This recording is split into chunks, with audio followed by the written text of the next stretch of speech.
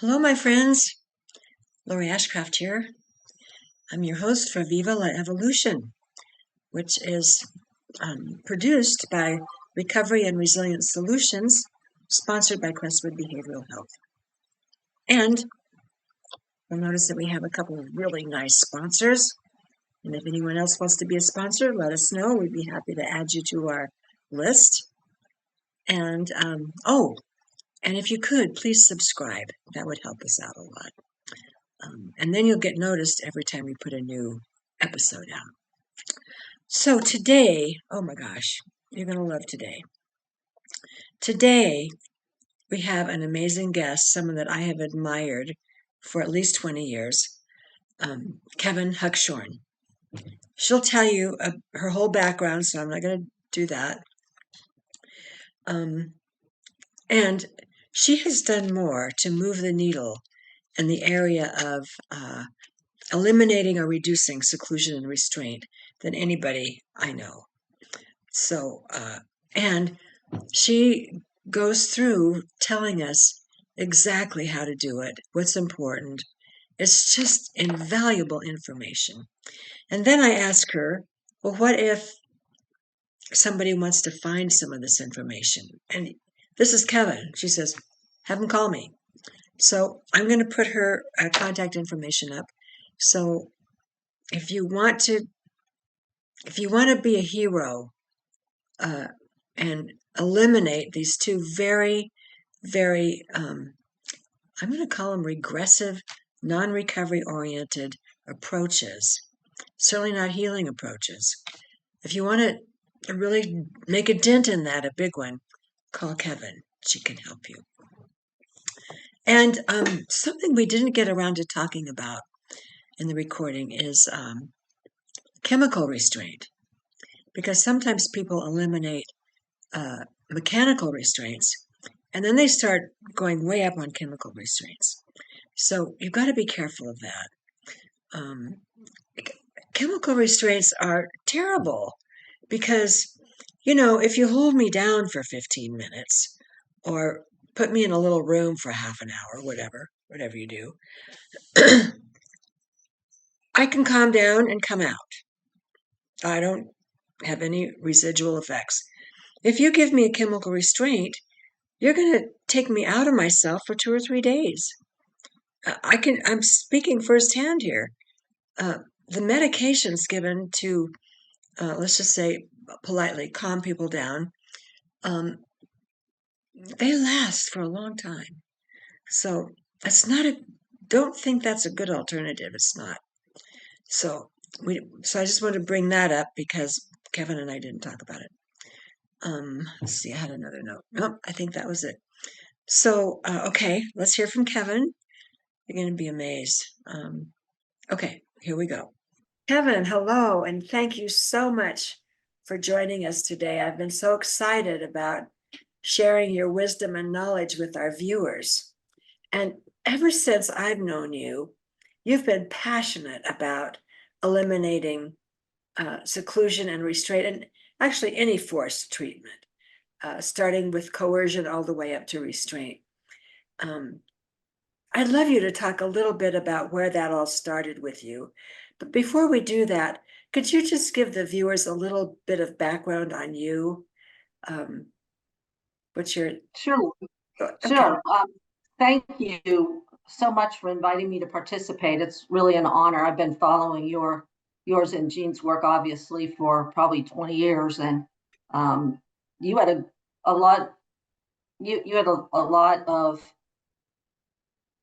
I would say, power in really not only helping me understand the importance of peers in this work, but also just the importance of treating people like human beings, which I think has a great deal to do sometimes with the use of coercion in our settings. For the viewer, for the listeners, I'm a psychiatric nurse by training. I've been a psychiatric nurse for 40 plus years. I started in Florida and, was a staff nurse, nursing supervisor, assistant director of nursing in a number of facilities in Florida. both private and public. Probably the most of my career, however, has been in the public sector. And then in 1998, a company contacted me. They had just won an RFP bid from the state of Florida to go in and take over South Florida State Hospital. South Florida State Hospital at that time had just had a history of being a really problematic facility. Lots of escapes, lots of seclusion and restraint, lots of violence, lawsuits, pretty much just poor care. And at some point or the other, the legislature, especially the senators and representatives from the southern part of Florida, got fed up, and they basically lobbied and won to turn the hospital over to a vendor who could run it better. And so this was actually the first attempt to partner with a private entity to privatize and run a public state hospital. This was a 350-bed facility for adults only, mixture of civil and forensic folks. And I went in, and one of our mandates was to reduce seclusion and restraint. So about the second year I was there, it was very chaotic. Transitions like that always are. We managed to keep most of the staff, however, so we'd done a lot of training, cleaned up the facility, redid all the policies and procedures, all the stuff you usually do. But we still were seeing a lot of seclusion and restraint. So about the second year, my boss came in, who was not a clinician, and said to me, I was assistant hospital director at the time. He said to me, Kevin, I just heard a woman speak in Washington, D.C. Her name was Laura Prescott. She detailed the pain, fear, trauma, and repetitiveness of that trauma when she was an inpatient over years in inpatient facilities. And so my boss said to me, we need to stop using seclusion and restraint. So come up with a plan, and he left. So I went home and thought about quitting because I had no idea what to do. And then I had this brainstorm. I brought in Gail Bluebird, who is a living legend. Back then, she was, my age. And she was an ex-nurse, but she is now a real peer support specialist. And she'd been doing this work for a number of years at this point, and we'd been able to hire her. So I brought her in my office. I said, Gail, go to the units. We had 13 units. Go to the units and hang out for 2 weeks and come back and tell me why we're using seclusion and restraint in your opinion. She came back in less than 6 days, and she said to me, I can tell you why we're using a lot of seclusion and restraint. It's the tone of voice of the staff and the way they talk to people. It's the language they use. It's all the unwritten rules that change from shift to shift that the people we're serving don't really understand. So they run afoul of those rules and get in trouble, and then they get bad. Power struggles between staff, or our staff seem to think that they're supposed to enforce rules, and there's only a black and white answer. Food, which is crappy, and they don't get enough of it. They're bored to tears. There's nothing to do. There's not enough access to phones. The environment of care is not particularly welcoming.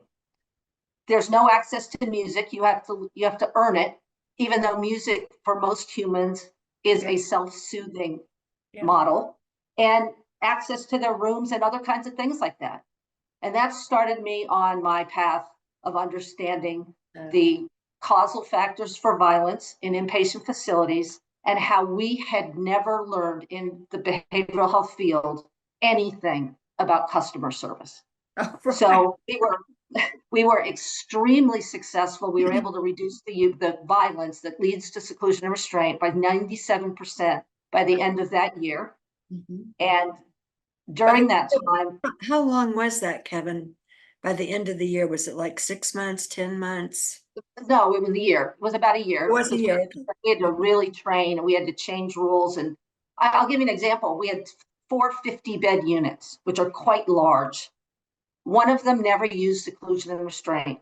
The only way we even identified it was because we started to look at our data differently. And we started to compare unit to unit to see who was having the most problems. So this one unit never used it. So we went in and talked to the nurse manager, and she said, I hate seclusion and restraint. I come from New York. We never used it very much there. So I just changed a lot of your rules and hoped I didn't get in trouble.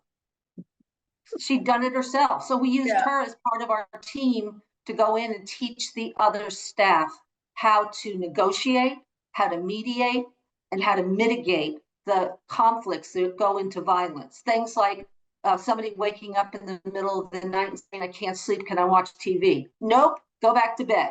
Or, sure, as long as you keep it down low, you can come out to the day room and watch TV. Yeah. Or the guy who we'll never forget, who came out one night and said, I'm starving, can I have a sandwich? And was told, no, you missed dinner, too bad. And he tore the unit apart and ended up in restraint. So it's Yeah. those kinds of things. Yeah. Yeah. Yeah. That, that's my experience too, is often restraints, seclusions, or even coercion are caused by this unwittingly. They don't mean to do it. Right. They think they're just doing what they're supposed to do. They cause people to act out because they get so angry around things that have no meaning. Like, why can't I have a sandwich? What's the reason for that? Yeah, so I get it. Yeah. Now, Yeah, I think humans are, when you remember when you're a kid and your parents do something and you say it's not fair, and they yes, say tough, life isn't yes, fair. yes, I think that's like a universal trigger yeah, for yeah, people, for yeah, everybody. I don't care if you have a mental illness or not.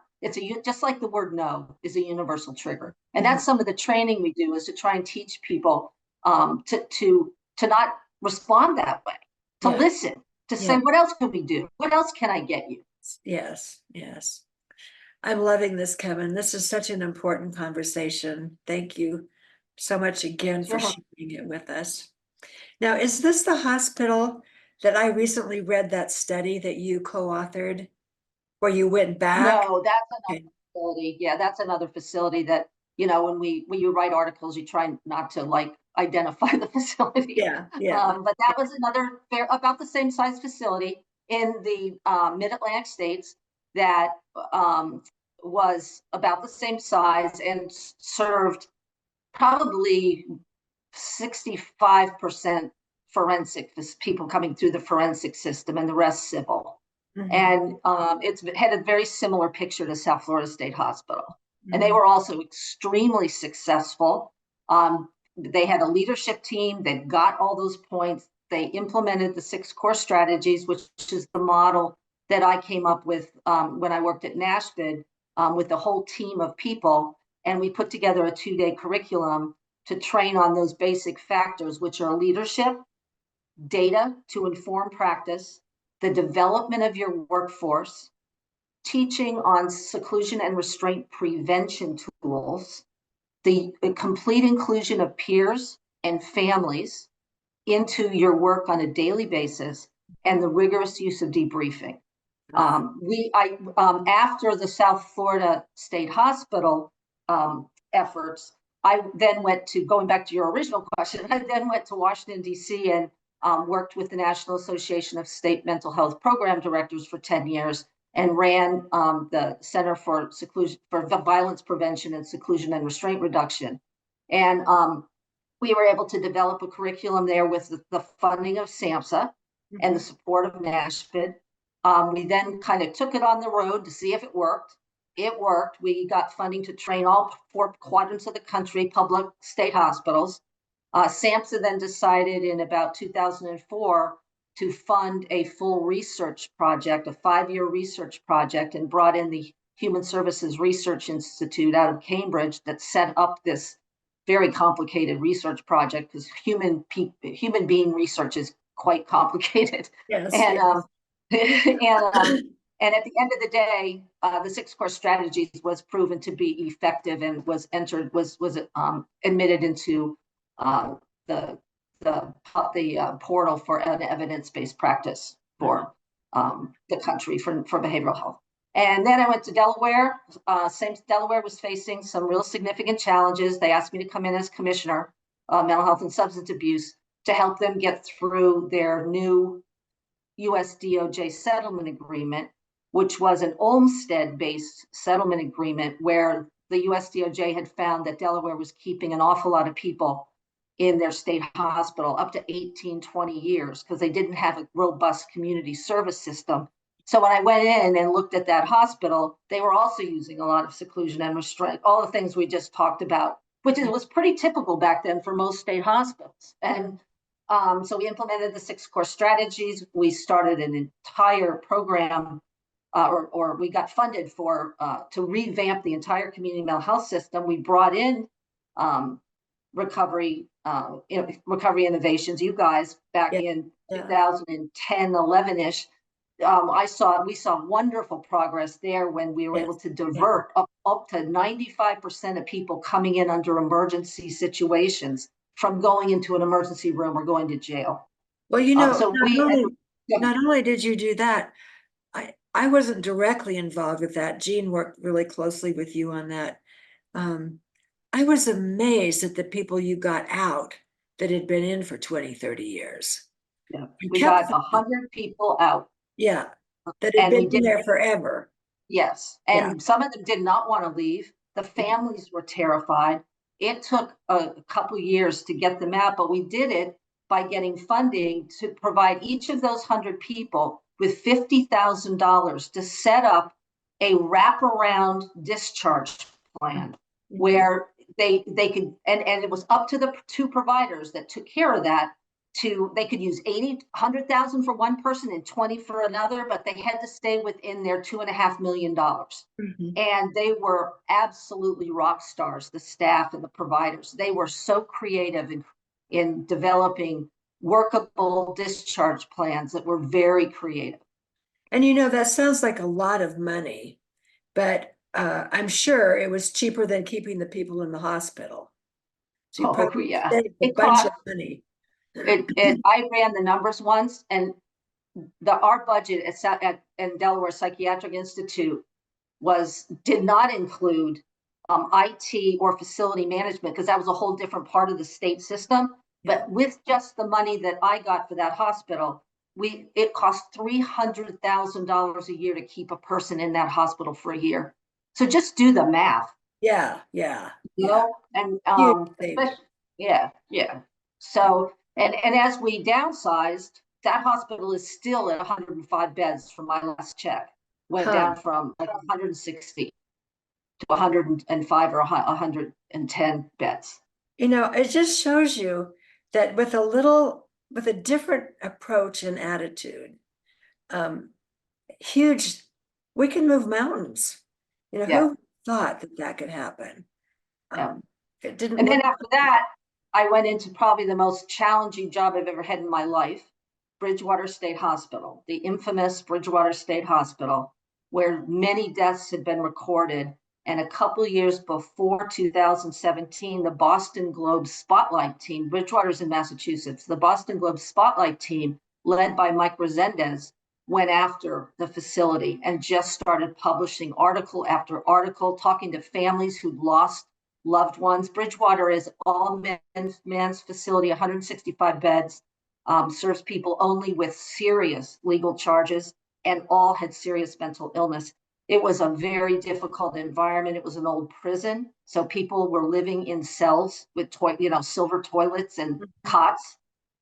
It is a very old building, and it had been run like a prison up until we came in and took it over. Governor Baker, who's a very courageous man, took the leap and turned it over back to the same vendor that I worked with at South Florida State Hospital, now called Correct Care.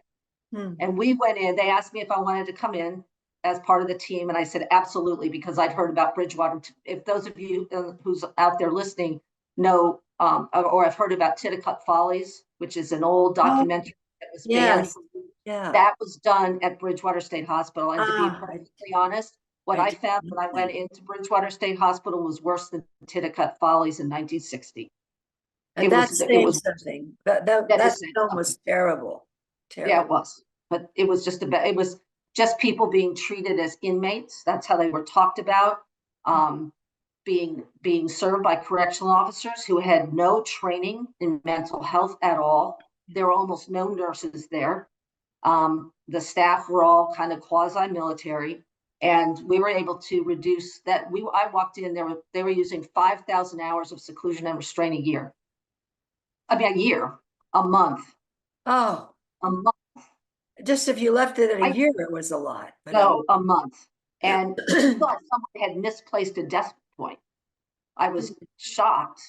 Mm. But no, if you did anything, including things like stepping off the sidewalk or not making your bed, you could get put into restraint or seclusion. And then you'd be left there. They'd be brought to another place, another part of the campus, and be left there for sometimes days to maybe even a week. And this, again, I want to say, the people who were running it, they had been, the Department of Mental Health did not want to take this facility over because it was so run down.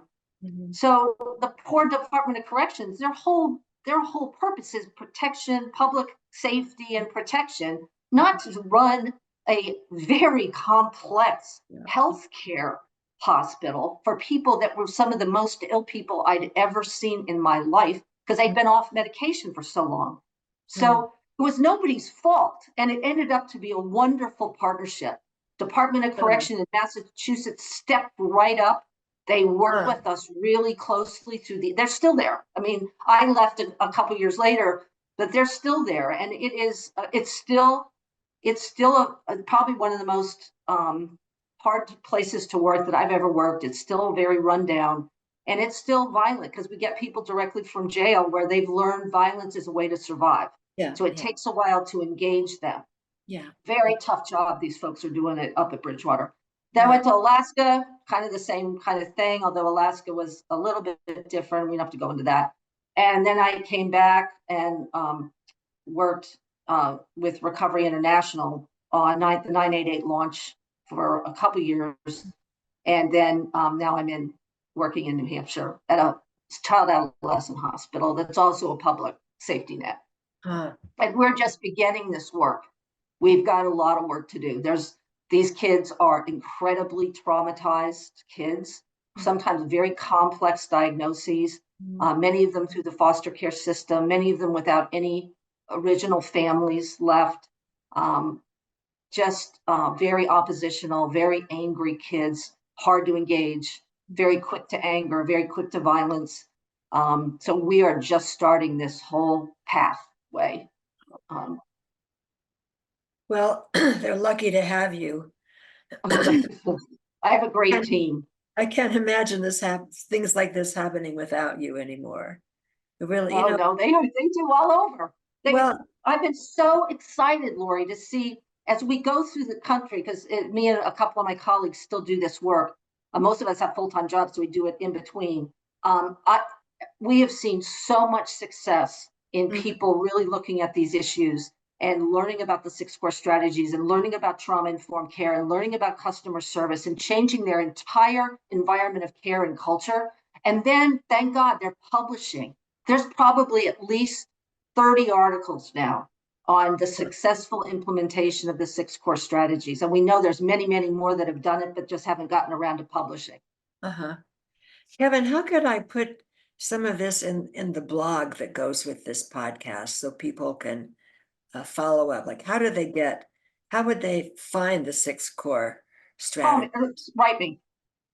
Write me. You. Okay. Yeah, just email me. And if I'm super swamped right then, I'll give them to either Janice LaBelle or Beth Caldwell. Okay. We'll also get right back to them. Okay. I'll put your contact information on the screen so people can do that. I hope I'm not confusing this too much by asking questions, but I just get excited and I can't help it.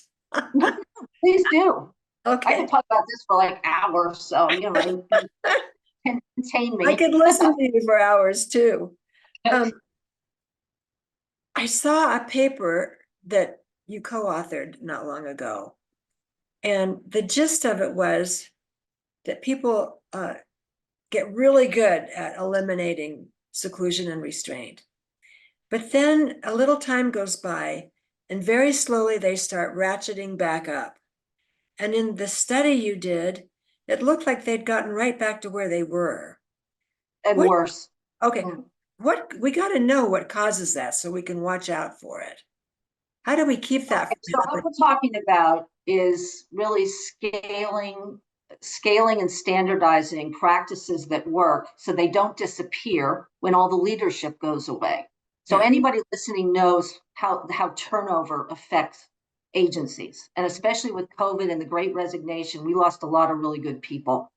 So to basically inculcate good practice needs a couple of things. In that particular hospital, what happened there was the administration, it was a state hospital, remember, so it's run by the Department of Mental Health usually. Yeah.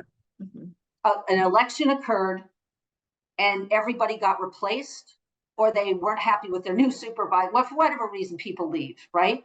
Yeah. So the facility got an entire new management team that had no real knowledge of the history of all the work that had been done there, had never been trained in the 6 core strategies, didn't really, since they were doing so well, didn't really have any kind of anxiety about losing those practices, and probably didn't understand even what the practices were. Yeah. And then as the staff turned over and you lost your core groups of staff that really understood what was happening, of course people go back, because our staff generally weren't just born. They're coming from other facilities. Yes. And if a staff member is coming from another facility, especially a correctional one, or one that has been really rule-based and rule, where staff think they have to enforce the rules, that's the ticket to go right back to where you began.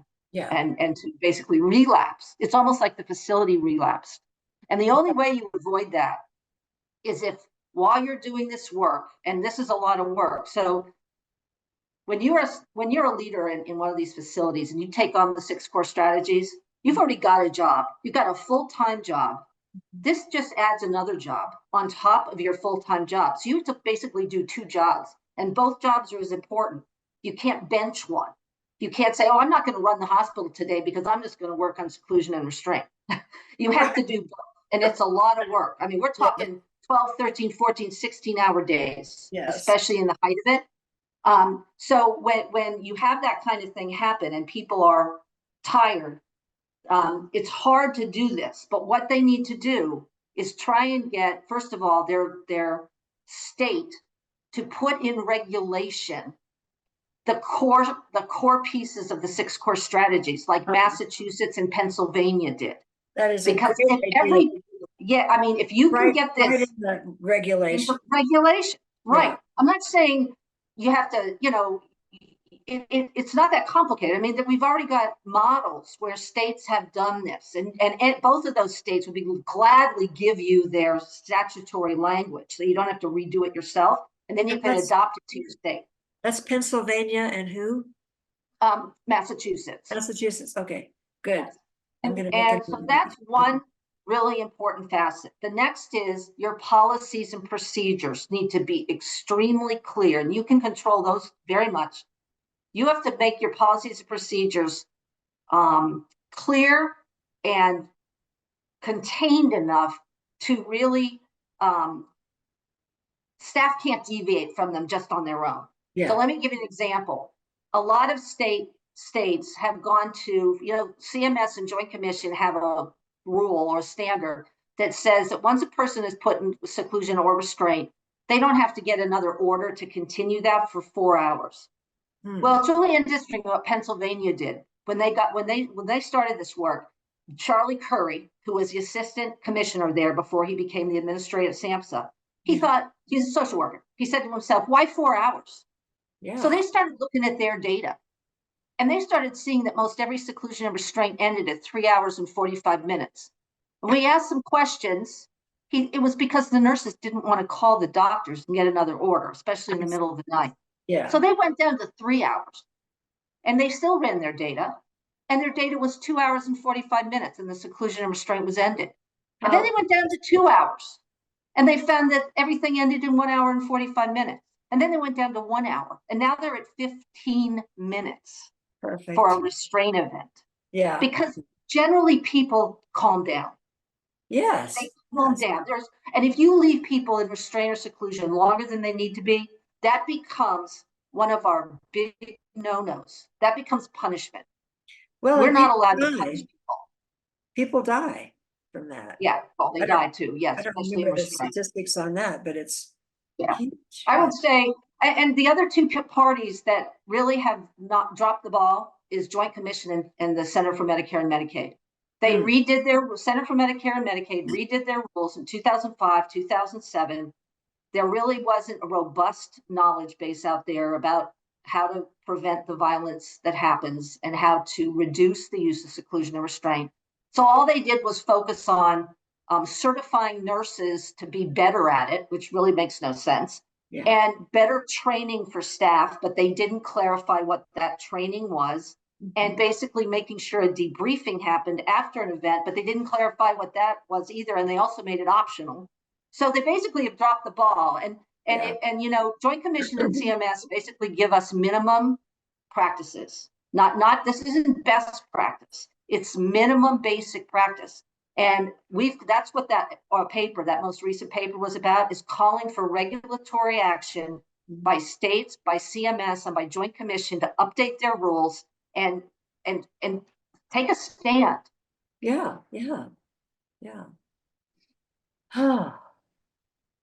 So here's what I'm hearing, just to do a little summary. If if I get to where I need to get and I want to stay there, I need to embed it in very clear policies and procedures. I need to see if I could get it actually in the regulations. Those State two regulations would help hold it in place. And That's then right. I think by implication, you're saying, when we get new staff, let's make sure we train them in what we want to have happen. Because Yes, they'll bring with them their old practices from somewhere else and that's automatically right. just do that. That's right. And there's another slippery slope with training. I recommend that a senior clinical staff member every year go sit in whatever aggression control training their staff are getting. I have done that in every facility I've ever been in, and in every facility I've ever been in, I have found training that's going on that is not good. Right. It's drifted. These are train the trainer models. Yeah. A couple of your staff stand up and say, okay, I'll be a trainer. They get trained once, sometimes once a year. But then in the meantime, whatever their own predilections are, that the training drifts. So I've had training drift into quasi martial arts because the trainers were martial artists and really liked that model. I've seen training go from heavy on de-escalation to, you know, an hour and a half on de-escalation and 2 days on putting hands on, which if you do that, that's what your staff remember. And then they have to practice so don't forget it. Exactly. Yes. Yeah. Another piece that is also, regardless of your training model, putting in a psychiatric emergency response team at the beginning is incredibly helpful, because I think we assume a lot that our staff know how to de-escalate. It is kind of a mandatory competency, but it's not something that any of us are born with. And if you have a high anxiety level, you're going to start to escalate along with the situation, which makes you almost ineffective. So having your best staff, we're doing this right now in the hospital I'm in right now. We're bringing in Greg Smith from Pennsylvania to launch a psychiatric emergency response team. We have basically identified the 15 to 20 staff in the building. Doesn't matter whether they're a nurse, an aide, a counselor, a social worker, it doesn't matter. A safety guy. Who's the best at de-escalation?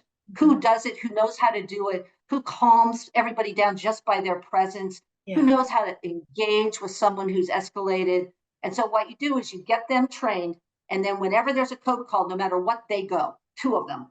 And in a facility, an adult facility, that would be a staff member and a peer. Preferably in my program, it's hard to get peers that are young. You know, obviously you can't hire 16-year-olds and 14-year-olds and 18-year-olds. So we have work to do there to get some young adults in as peers. So right now we're using staff, and they go in and they basically take over the situation. But the staff stand around and they learn by observing, so that eventually all clinical staff are competent in de-escalation, and they're all a part of the PERT team. Yeah, that's wonderful. I love that model. Could you say Pennsylvania did a beautiful job there. Sounds like it. Could you say a little bit more about the importance of including peers on the workforce? Oh my gosh. Guys, if you using peer support is the most valuable tool that we have in our toolbox. I think it's more important than just about everything else we do. We brought peers into all the facilities that I've worked in to date, and they were just incredibly helpful in teaching staff how to engage, how to listen, how to debrief, how to advocate for the person and give them a voice, help them make choices, learn how to go to their treatment team and speak up about what was working and what was not. Mhm. Peers almost innately know what it's like to be in that client's, that patient's situation, how they felt.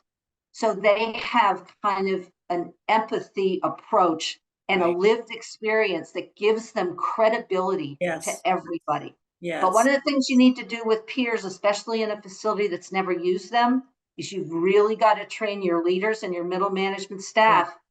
You know, these aren't ex-patients that have no business being there. Right. They are full on staff. They are equal to all the rest of the staff. They go through the same new employee orientation. They should be certified. And then you supervise them. Yeah. But you need to be careful because I've seen in the earlier years where peers get scapegoated Oh, sometimes yeah. because staff don't really understand why they're there. They think they're spies for the administration. Or they think That's they much think less they're now. dumb. Yeah, yeah. Yeah. I've just seen. I've had the wonderful experience of working with some of the most skilled peer support staff I think in the country. I mean, Yeah. I can't even tell you guys how valuable they are. I Yeah. just can't. I mean, it's something to say that the Veterans Administration is the biggest employer of peer support in the country. Yeah. Yeah. And they pay really well, so it's hard to steal people away from them, by the way. It's tough, but the VA recognized years ago the value of these folks. Yes. We did a lot of peer training for the VA, and Yes, they were just one of our favorite customers because veterans know what it's like to be in trouble, and yes, very empathetic and wonderful, wonderful people. You know, yes. you're kind of reminding me of this experience we had. Um, we just started a new uh I don't know what to call it. I'm just going to call it a crisis center. It had like a 24-hour and a 72-hour kind of thing. And we were doing I can't remember the numbers exactly, so I'm going to kind of try to make them up. Let's say we were doing 15 restraints a month, and we were sending from there, maybe half those people were going on to the hospital. We weren't diverting. So we added a peer component. And when you came in, you could go into the crisis part, or you could go into the peer part. So the first month, both the moving on to the hospital and the restraints went down by a third. And so we thought, we aren't collecting data right. I mean, we knew it would help, but we didn't think it would help that much. The next month, they both went down even more. So we Wow. started comparing what happened between when you went into crisis and when you went into the peer unit. And when you went into crisis, of course, following the typical kind of forms that we have to fill out, people were saying, well, kind of, what's wrong with you? And they were going by some little diagnosis that someone came up with. And they were looking at what was wrong. And by doing that, they were actually kind of catastrophizing what was wrong. Mm-hmm. When they went into the peer unit, they would say, what's going on? And they'd tell them, and the peers were more likely to say, I know, I had that same thing, but I got over it. Let's talk about how you can get over this sort of thing. So it was a whole thing of like focusing on strengths versus focusing on problems. And Yep. we really capitalized on that and started training everybody to do that. But it's just such a simple little shift, and yet makes such a huge difference. It sure is. Yeah. Another kind of living legend is Sandra Bloom, who's one of the pioneers with trauma-informed care, and she has a very commonly quoted statement, um, don't ask what's wrong with you. Yes, yes, Ask what happened. yes, What yes, happened to you? Because when you ask what's wrong with you, there's a silent inference that you did something wrong. yes, it's your fault. It's your fault. And as we know, it's not people's fault they have a mental illness. It's not Right. people's fault they've been traumatized or they grew up in chaos or poverty or whatever. Um, and if we can't engage with someone quickly, then everybody's wasting a lot of money, Yes. because engagement is the key to recovery. Hmm. And if you can't engage people into their treatment team, but the first thing I say to staff, if you can't get the person you're served to come to treatment team, then that needs to be the first goal on the treatment plan, because otherwise we're just flushing money down the toilet. Really. But we kind of call that relationship. Yeah, It's the same thing, but it's it like is. if you don't have a relationship, you might as well go home Uh-huh. because it's not going to work. You know, the person that I must, and I'm sure you know, Raul Almazar. Oh yeah, Yeah, I think you guys probably work together we at, did at yeah, Nashville. Yeah. yeah, yeah. So he's a consultant at Crestwood, and so I've gotten to know him and really respect his work a lot. Yeah, he did good work in Illinois with Yes, Dr. yeah, Molina. Yeah, they yeah. also published. Yeah, they implemented the 6 core strategies. Huh, huh, yeah, yeah. Well, it's been so informative and wonderful to talk with you again, Kevin. Are there Well, things thanks, Doris. are there things Go we ahead. haven't covered that you think is important to add?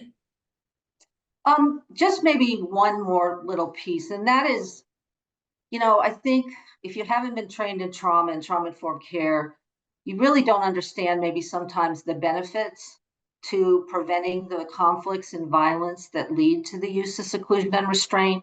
And I think it's really important for staff to understand that all this extra work has a lot of big benefits. And the first is, of course, safety for Mhm. both the clients or the Mhm. patients, or what we call them persons served in care, and also the staff. Um, Putting hands on people involuntarily leads to most of our serious injuries. I know, yeah. And But yet the people, second is, go go ahead. ahead. No, you go Oh, ahead. no, the second is, when you're using restraint and seclusion on a person, they may or may not show it, but once you do that, you have interrupted building that relationship. Yeah. You have put a barrier in creating trust and having and letting and allowing that person to feel safe in that environment. And if people don't feel safe, they don't learn. Their Right. amygdala's going off. They feel Mhm. like they're under constant threat, and they Mhm. don't learn. They're in survival mode. Yeah. Um, and the third is retention. If you go across this country, almost every facility I've talked to is 30 to 40% understaffed, Oh and they're my seeing gosh. huge turnovers of staff, and they're using a lot of travel staff. Well, Mm. none of that is good for an No. organization. Mm-mm. And so, but if staff are getting punched, spit on, cursed at for a minimum wage, and they can go down the street to McDonald's and make the same amount of money and not think they're going to get hurt every day, guess where they go? Yes. So I'll never forget when I was working in Delaware doing the 988 work, my program director there sent me a screenshot, and it said McDonald's hiring $21 an hour. We were paying $16 an hour for mental health techs and peer Wow. support staff, which I've been yelling about for quite a while. Yeah. Yeah. And Yeah. but I mean, folks, when you're making that little amount of money in the first place, Mhm. you're gonna and you have a family, of course you're gonna leave and go to somewhere you can make $6 more an hour. Yeah. That wouldn't make sense unless you're independently wealthy. So again, safety, relationship building, and retention Yeah. Yeah. all are outcomes you can see from reducing the use of seclusion and restraint. And but you know, just logically, if you didn't know better, you wouldn't know to put that together. You No, wouldn't. you wouldn't, Yeah. right? Yeah. Yeah. Yeah. Well, It's always such a pleasure to talk to you, Kevin. You are one of my heroes. I've admired you for so long, and I'm just so grateful you had time to spend with us and give our viewers the benefit of your wisdom. So thank you ever so much. And if we can do anything for you, let us know. We'll be there. You already have. Uh, You've mentored me for years.